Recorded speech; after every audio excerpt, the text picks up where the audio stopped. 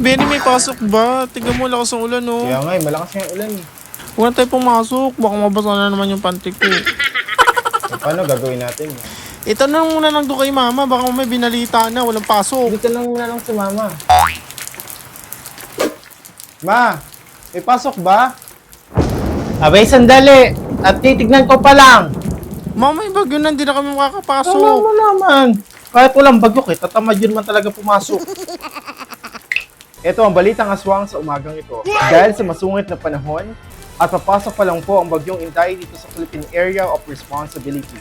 Mananatili pa rin po ang signal number 1 sa Berian City. Pag-ingat po ang lahat.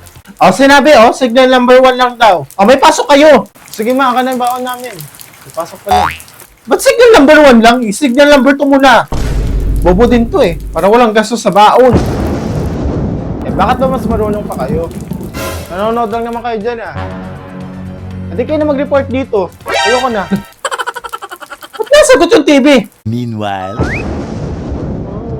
ang ulan. Hindi ko alam paano makakauwi. Walang pumasok ko. Tayong dalawa lang yung pumasok. Ba naman kasi yan Sabi ko sa'yo kanina, magkarating na tayo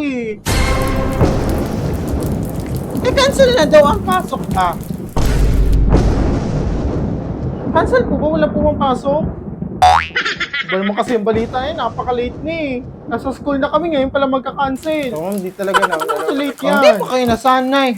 Ay, lagi naman late ang balita. Hintayin ninyo yung mga sundo ninyo, mga demonyo kayo. Kung wala po susundo sa amin. Sino kaya susundo sa amin? Sige, ako na susundo sa inyo. Ayoko!